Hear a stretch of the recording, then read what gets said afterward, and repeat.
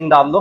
Next villain वाला chapter चल रहा है, पार्ट 2 चलेगा। मतलब पार्ट 1 और पार्ट 2 से तात्पर्य मेरा है कि जो मैं वीडियो बनाता हूँ ना उसमें डाल लेता हूँ कि भाई पार्ट 1 में आज इतना हुआ, पार्ट 2 में इतना हुआ, पार्ट 3 में इतना हुआ, ठीक है ना। एक चैप्टर के कितने पार्ट बन जाते हैं। तो पार्ट 2 में आप हेडिंग डाल दो, इसके डाल दीजिए विलियनों की सादरता को व्यक्त करना। कोई बात नहीं, मैं बता दूंगा, लास्ट में बता दूंगा।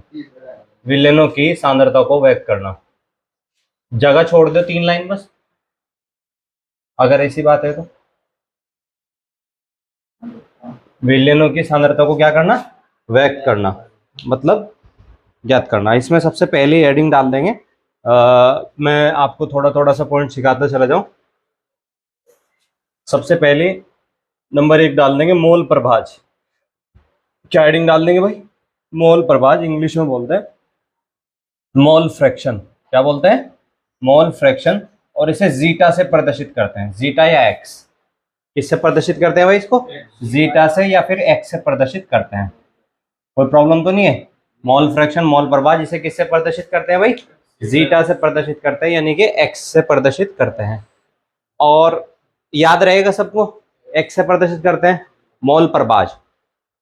मोल प्रभाज किस पर निर्भर करता है, मैं आपको बता दूं इसकी निर्भरता किस चीज पर है। ये किस पर निर्भर करता है, तो ये विलेय के मोलों की संख्या पर निर्भर करता है।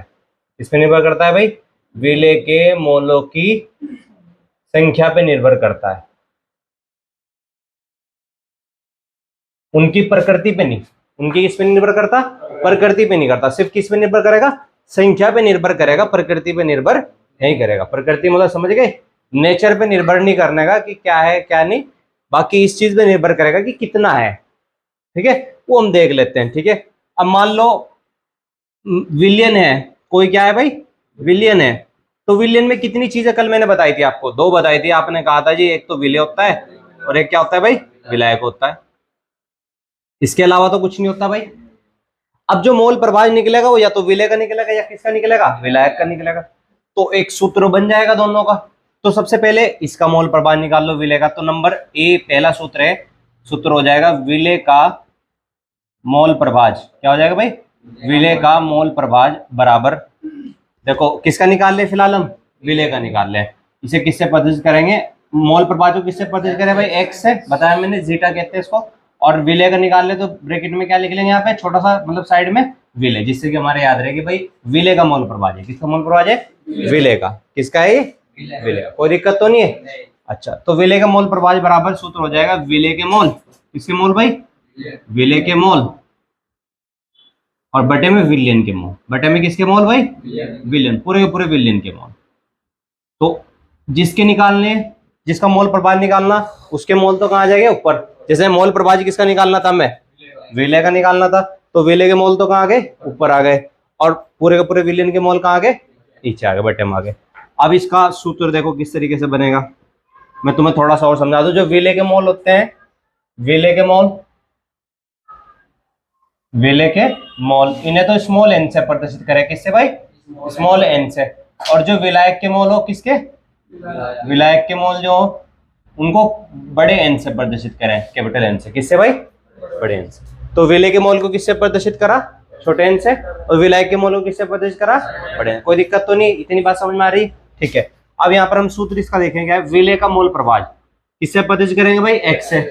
और विलेय के लिए क्या वर्ड देगा, देखो मोल के लिए एन, तो यहाँ पे क्या कर सकते हैं, स्मॉल एन लगा सकते हैं। विलेय की जगह क्या लगा दिया, स्मॉल एन बराबर विलेय के मोल। विलेय के मोल को किससे प्रदर्शित करें भाई, एन से, बटे विलियन के मोल।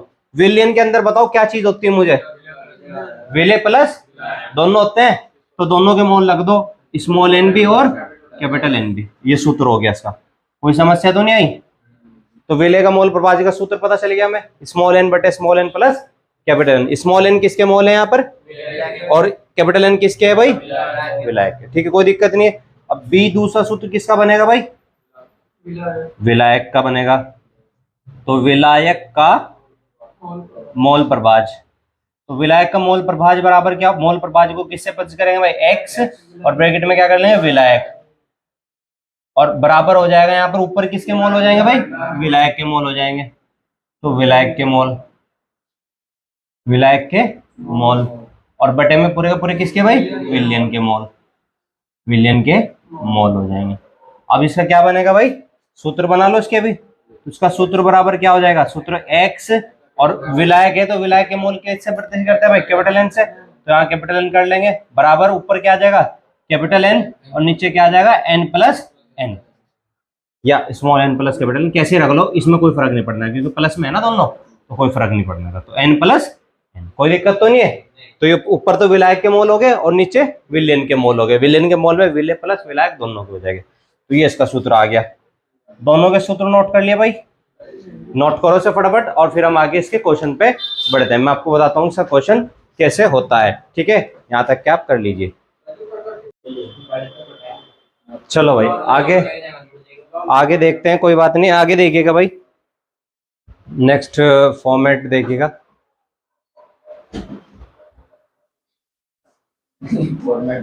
क्वेश्चन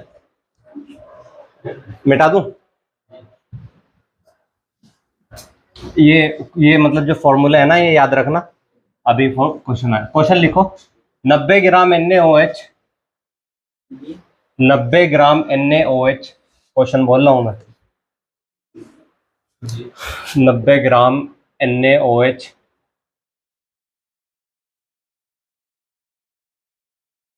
18 ग्राम, नहीं 90 ग्राम NaOH 360 ग्राम जल के साथ मिलकर या घुलकर एक विलयन बनाता है, एक विलयन बनाता है। आगे लिखो, विलयन में विलय का मोल प्रभाज ज्ञात करो, विलयन में विलय का मोल प्रभाज ज्ञात करो, क्वेश्चन मार्क, ये क्वेश्चन है, ठीक है।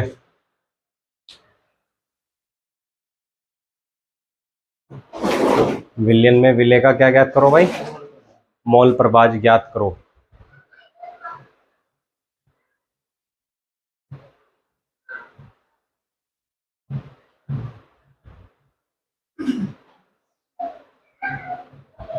नोट कर लिया क्वेश्चन, देखो समझो भाई, एक क्वेश्चन मैं समझा रहा हूं, दूसरा आपसे करवाऊंगा, ठीक है, सही रहेगा। एक मैं करवा देता हूं, दूसरा आपसे करवाऊंगा, इससे अगला वाला। तो एक मैं कोशिश करता हूं आपको कराने की, तो देखते हैं। तो आंसर में देखेंगे, सबसे पहले इसने 90 ग्राम क्या दिया है भाई, NaOH दिया है, और 360 ग्राम क्या दिया है, जल दिया है, मिलकर एक विलयन बन जाता है। अब ये 90 ग्राम है, सॉरी GM लिखना भूल गया मैं, और ये 360 ग्राम है। अब ये बताइए ज्यादा ग्राम में कौन सा है, ये है कि ये है, जल है, तो जल विलायक हो गया, और जो कम है मात्रा में वो क्या हो गया, विलय हो गया। ये बताई दिया ना मैंने, विलय कम मात्रा वाला और विलायक ज्यादा मात्रा वाला, तो ये तो कम मात्रा वाला है, तो 90 ग्राम यहाँ पर क्या दे दिया इसने, NaOH दे दिया, तो NaOH यहाँ पर क्या है भाई, आपका विलय है, क्या है ये, विलय। अब सबसे पहले इसके मोल निकाल लो, यहीं पे क्या निकाल लो, मोल, क्योंकि हमें मोल की जरूरत पड़ेगी ना। सूत्र क्या था मोल प्रभाज का, विलय के मोल बटे पूरे विलयन के मोल, तो मोल तो हमें पता ही नहीं है, तो इसके मोल क्या हो जाएंगे, विलय के मोल को किससे पता करते हैं, स्मॉल एन से, तो स्मॉल एन बराबर मोल का सूत्र लिख लेना, मात्रा बटे अणुभार। क्या होता है भाई इसका सूत्र, मात्रा बटे अणुभार, लिख लो कहीं पे भी, मतलब क्वेश्चन में लिख लेना या अलग से लिख लेना। मोल का सूत्र होता है मात्रा बटे अणुभार। अब जरा ध्यान से देखो भाई, यहां पर देखो मात्रा कितनी दे रखी इसकी विलय की, 90 बटे अणुभार देख लो उसका, अणुभार मतलब अणुओं का भार, अणुभार का मतलब अणुओं का भार, उनका वजन। सोडियम का हो गया 23, कितना हो गया भाई 23, ऑक्सीजन का 16 और हाइड्रोजन का 1, 23 16 1 जोड़ के कितना हो गया 23। तो इसका हो गया सोडियम का, सोडियम का परमाणु क्रमांक 11 हो गया, परमाणु भार 23 होता है। ऑक्सीजन का परमाणु क्रमांक 8 और परमाणु भार 16, हाइड्रोजन का परमाणु क्रमांक भी 1, परमाणु भार भी 1, ठीक है। तो जोड़ दिया हमने, इसका 23 जोड़ दिया, इसका 16 और इसका 1 जोड़ के कितना बैठ जाएगा 40 बैठ जाएगा, कोई दिक्कत नहीं। 40 से 90 को डिवाइड कर लेंगे कि नहीं कर लेंगे, कितना आ जाएगा बताओ, 40 दूनी 80 हो जाएगा, 2 10 बचेगा, पॉइंट लगा के 0 उतार लिया, फिर 40 दूनी क्या चल जाएगा 80, ठीक है ना। फिर उसके बाद में यानी कि 2.5 2.25, ठीक है, ये आ जाएगा, कोई दिक्कत तो नहीं है। किसका मान आ गया भाई, ये स्मॉल एन का आ गया। अब हमें दूसरी मात्रा क्या दे रखी थी उसने, 360 ग्राम। 360 ग्राम, ये किसकी मात्रा थी भाई? जल का सूत्र बता दो फटाफट, कोई ऐसा तो नहीं जिसे ना पता हो, ठीक है। H2O क्या है यहाँ पर? जल। क्या है यहाँ पर? विलायक होगा ना ज्यादा मात्रा में, जो ज्यादा मात्रा में विलायक। विलायक के मोल को किससे प्रदर्शित करते थे? कैपिटल एन से। तो मोल निकाल लो इसके भी। तो मोल यानी कि बड़ा एन बराबर क्या सूत्र है भाई? मात्रा बटे अणुभार, यही सूत्र है ना, ठीक है। मात्रा बटे अणुभार बराबर इसकी मात्रा कितनी है? 360। और अणुभार देख लो, हाइड्रोजन के कितने हैं यहाँ पर? 2। एक हाइड्रोजन का 1 होता है, 2 का कितना हो जाएगा? 2 हो जाएगा। और ऑक्सीजन का कितना भाई? 16। 2 + 16 कितना हो गया? 18। 18 दूनी 36, और 0 के 0 जुगा तो कितना आ गया? 20। तो कैपिटल एन का मान कितना आ गया भाई? 20। कोई दिक्कत तो नहीं है, ठीक है। अब मुझे यहाँ पर ये बताओ, यहाँ को ले रहा हूं मैं थोड़ा इस साइड में को, सूत्र बताओ मुझे क्या था विलेय के मोल प्रभाज का। देखो इसमें आगे क्या कहा था इसने, विलयन में विलेय का मोल प्रभाज याद करो। किसका मोल प्रभाज निकालना भाई? विलेय का मोल प्रभाज। तो यहाँ पर विलेय का मोल प्रभाज बराबर क्या था? एक्स एन बराबर क्या सूत्र था? एन बटे एन प्लस कैपिटल एन, ये ना सूत्र। अब मुझे यहाँ पर ये बताओ, एक्स एन बराबर स्मॉल एन का मान बताओ कितना आ रहा? स्मॉल एन का 2.25 आ रहा भाई, तो यहाँ पे लिख लेंगे 2.25 बटे स्मॉल एन का मान फिर से कितना है? 2.25, और प्लस कैपिटल एन का मान कितना आया था निकल के भाई? 20। जोड़ के जो भी आ जाएगा वो आपका क्या हो जाएगा यहाँ पे? आंसर। पहले इसको जोड़ लेना, जोड़ के इसको क्या कर देना? इससे भाग दे देना। भाग देने के बाद में जो आएगा वो क्या हो जाएगा? आपका आंसर। और इतना मैं मान सकता हूँ आप पे कि भागना और जोड़ना, सॉरी भागना जोड़ना करूँ, घटा भाग जोड़ आप पे आता ही होगा या नहीं आता? आता ही होगा सब पे, तो 5वीं क्लास से सीखा होगा आपने। तो यहाँ करके जो आंसर आ रहा है वो मुझे बताओ जल्दी से कितना आ रहा है, ठीक है, जल्दी बताइए। सोल्व हो गया? पैटर्न समझ में आ गया किस तरह निकालना है?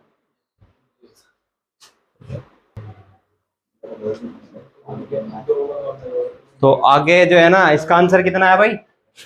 0.101, ये आंसर आ गया, ठीक है, खत्म। अगला क्वेश्चन नोट करो फटाफट, और इसी का ही अगला क्वेश्चन है ये, अब तुम्हें करके दिखाना पूरी तरीके से। ये मैंने करा है, अगला क्वेश्चन आप करेंगे। बोल दूं?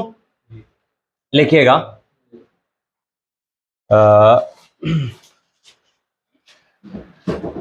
देखो 18 ग्राम NaCl,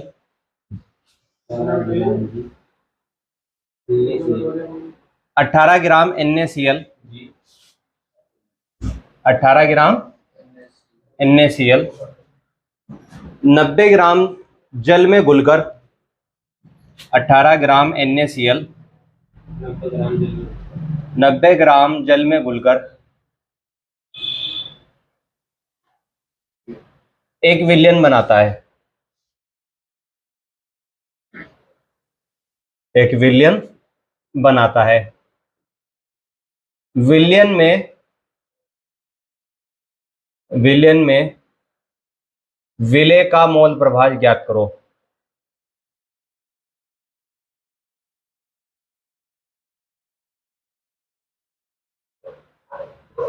ये क्वेश्चन है, करके दिखाइए। विलयन में विलेय का मोल प्रभाज ज्ञात करो।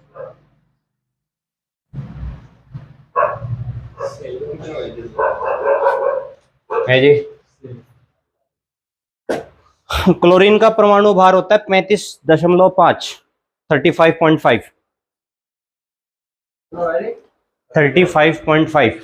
इनमें इनके परमाणु भार पूछ रहे हैं ना। सोडियम का 23 होता है, क्लोरीन का होता है 35.5, और H2O को तो खैर पता ही है आपको, जल का तो बताने की जरूरत है नहीं। सॉल्व करके मुझे जस्ट आंसर बताइए फटाफट। ये फटाफट मैं करके दिखा देता हूं किस तरीके से हुआ था, जल्दी से देख लीजिएगा। सभी चेक करो भाई फटाफट। यहाँ पर 18 ग्राम क्या दिया था? NaCl दिया था 18 ग्राम। इसके यहाँ पर मोल निकाल लो फटाफट। स्मॉल एन है ना, ये 18 ग्राम कम मात्रा का, मात्रा बटे अणुभार, मात्रा 18 दे दी, और अणुभार इसका हो जाएगा 23 इसका है, और प्लस 35.5 इसका हो जाएगा। तो 58 पॉइंट कितना आ गया था भाई? 5 आ गया था। और इसको सोल्व करके कितना आया था? 0.1 बोलो। पॉइंट, ये सही है ना? ठीक है। उसके बाद में अब यहाँ पर अब आगे चलते हैं भाई, इसके मोल तो आ गए। अब इसकी देखो मात्रा कितनी है, 90 ग्राम जल है, 90 ग्राम जल। जल का सूत्र क्या होता है भाई? H2O। तो H2O के भी मोल निकाल लेंगे, यानी कि कैपिटल N निकाल लेंगे। बराबर मात्रा कितनी है इसकी? 90 बटे भार कितना हो जाएगा इसका? 2 + 16 बराबर 18। 18 पंजे 90। और उसके अलावा कैपिटल N स्मॉल n का मान आ गया। फिर सूत्र लगेगा यहाँ पर, निकालना क्या था हमें? विलेय का मोल प्रभाज। विलेय का मोल प्रभाज XN बराबर आ जाएगा N बटे N प्लस कैपिटल N, बराबर आ जाएगा 0.307 बटे यहाँ पर 0.307 प्लस कितना आ जाएगा भाई आपका? 5, और बराबर आ जाएगा 0.307 बटे 5.307। That's it answer. हाँ, और हो गया आंसर, खत्म। That's it. आगे चलते हैं हम आराम से भाई। द्रव्यमान प्रतिशत हेडिंग डाल दीजिए अगली। नेक्स्ट इसके क्या डाल दी भाई? द्रव्यमान प्रतिशत।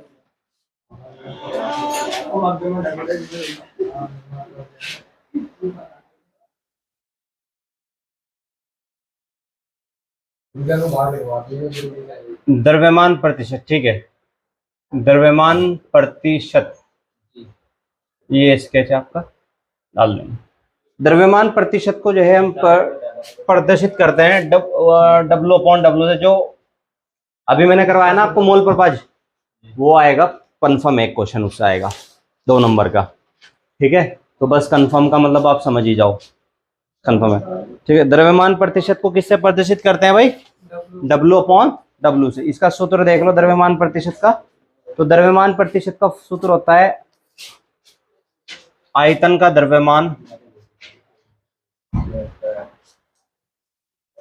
द्रव्यमान बराबर, खाली सूत्र याद रखने, विलयन में उपस्थित अवयव का द्रव्यमान।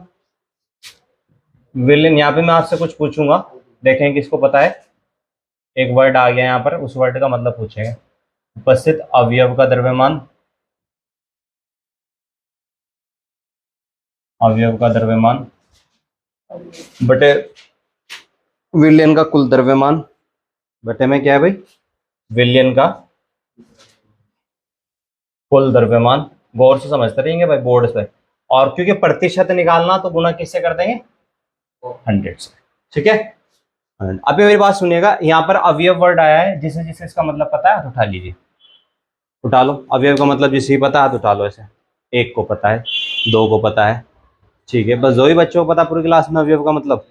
अवयव शब्द का क्या अर्थ है, कितने बच्चों को पता है? हाथ उठा लो। पूरी क्लास में बस 2? क्या बात। हाँ भाई, इधर कुछ नहीं, इधर 3 हो गए, 4 बढ़ते जा रहे हाथ। क्या बात, बहुत बढ़िया। और क्या बात, चलो हाँ जी, तुम बताओ भाई। ओके, कोई बात नहीं। देखो, हंसना नहीं है, तुम्हारे पे तो बताया नहीं गया, दूसरों पे हंसना नहीं है। तुम बताइए विलय, तुम बताइए। अणु का परमाणु, अणु में परमाणु मतलब विलय या विलायक। ठीक है, आप बताइए विलय या विलायक। हाँ जी, आप भी बताना चाहोगे? बताओ। हाँ बता दो, कोई दिक्कत नहीं, शर्माने घबराने की कोई जरूरत नहीं। भूल गया? और तो डर ऐसी चीज है, अंदर बैठ जाना एक बार तो बैठ ही जा। बोल देख रहे हैं बस, कहना गलती तो होगा, इससे तो ऊपर कुछ नहीं। देखो भाई, विलयन में उपस्थित अवयव का द्रव्यमान, अवयव का मतलब हो गया यहाँ पर विलय से है। यहाँ पर अवयव का मतलब किससे? विलय से, अवयव। और यहाँ पर अवयव का मतलब विलायक से भी है। ठीक है ना, क्योंकि 2 विलयन में अवयव क्या है? अवयव का मतलब कॉन्स्टिट्यूट पार्टिकल, जिस चीज से मिलकर विलयन बना। और विलयन किन चीजों से मिलकर बना होगा? या तो विलय से मिलकर बना होगा या फिर विलायक से मिलकर बना होगा। कोई दिक्कत तो नहीं है। तो अवयव अब वो दे देगा तुम्हें, वो तुम समझ जाओगे। अगर तुम्हें मानने की बात है, जैसे क्वेश्चन ये कि इसने दिया, अच्छा मैंने W/W से क्यों प्रदर्शित करा बताऊं आपको? क्योंकि यहाँ पे विलयन में उपस्थित अवयव का द्रव्यमान दिया, और द्रव्यमान की चीज का, यानी कि भार, और भार को मापने के लिए किसका इस्तेमाल करते हैं? ग्राम का। और ग्राम को W से, वेट ही तो होता है भार, तो W ले लिया। इसी तरह यहाँ पर विलयन का कुल द्रव्यमान, द्रव्यमान का मतलब भार, और भार को किससे दिखा सकते हैं हम? W से। तो इसलिए W/W। तो W/W कॉन्सेप्ट समझ में आना चाहिए, क्योंकि यहाँ पे कौन सा वर्ड लगा हुआ है? द्रव्यमान बटे द्रव्यमान है, इसलिए W/W आया। तो मान लो ये एक उससे समझाता हूं मैं आपको। समझो, कह रहा है 10% ग्लूकोज का एक जलीय विलयन है। तो जल में 10% ग्लूकोज घुली है, या ग्लूकोज का विलयन है। जल में 10% ग्लूकोज का विलयन से क्या तात्पर्य है, ऐसा क्वेश्चन आएगा। विलयन से क्या तात्पर्य है, 1 नंबर का। आपको तात्पर्य बताना। जब ये तात्पर्य वर्ड आ जाना, तात्पर्य का मतलब है आप क्या समझते हैं, आप क्या सोचते हैं, आप क्या बता पाते हैं इसके बारे में। तात्पर्य आपको क्या है, ठीक है, ये बताना। मेरा सबसे फेवरेट था क्या, वो आंसर। अगर इसमें कुछ भी हुआ ना तो ध्यान रख लिए, घर में जला मत आ गए 4-6 तक ये थे जितने भी होंगे सारे। जल में 10% ग्लूकोज का विलयन से क्या तात्पर्य है। अब यहाँ पर इसका मतलब समझेंगे। देखो, इसने कहा 10% क्या है भाई यहाँ पर, ग्लूकोज। तो यानी कि यहाँ पर विलयन में उपस्थित अवयव का द्रव्यमान 10% है। और प्रतिशत से मतलब यहाँ पर ग्राम हो गया, क्योंकि बात द्रव्यमान की है ना। और द्रव्यमान का मतलब क्या बताया मैंने, ग्राम बताया। द्रव्यमान का मतलब क्या बताया पे, ग्राम बार है ना। तो 10 ग्राम तो यहाँ पर क्या है भाई, ग्लूकोज। ग्लूकोज कितने ग्राम है यहाँ पर, 10। तो यूं लिखेंगे, तात्पर्य है, क्या लिखेंगे, तात्पर्य है कि 10 ग्राम कितनी है, क्या है इसमें, ग्लूकोज। और जब प्रतिशत की बात आए तो कोई भी दुनिया की चीज किससे ज्यादा नहीं हो सकती, 100% से ज्यादा नहीं हो सकती। दुनिया की कोई भी चीज किससे ज्यादा नहीं हो सकती, 100% ज्यादा नहीं हो सकती। अब मुझे बताओ, जल में था ना ये 10%, तो 10% तो उसमें ग्लूकोज हो गया, बाकी 90% क्या चीज होगी, जल ही होगा। तो पता चल गया, मैं 90% का मतलब 90 ग्राम कह सकता हूँ। तो 90 ग्राम इसमें क्या होगा भाई, ये अभिप्राय है कि इसमें 10 ग्राम ग्लूकोज है और 90 ग्राम क्या है इसमें, जल। यही अभिप्राय है या यही तात्पर्य है। कोई दिक्कत तो नहीं, कर लोगे इस तरह की क्वेश्चन। अगर आ गया फटाफट नोट करो जल्दी से। 1 नंबर में आएगा ये, कितने में आएगा, 1 नंबर में। क्या तात्पर्य है, हाँ आई थिंक का द्रव्यमान है। जैसे मैं तुम्हारे से एक क्वेश्चन यहाँ पे लिख देता हूँ,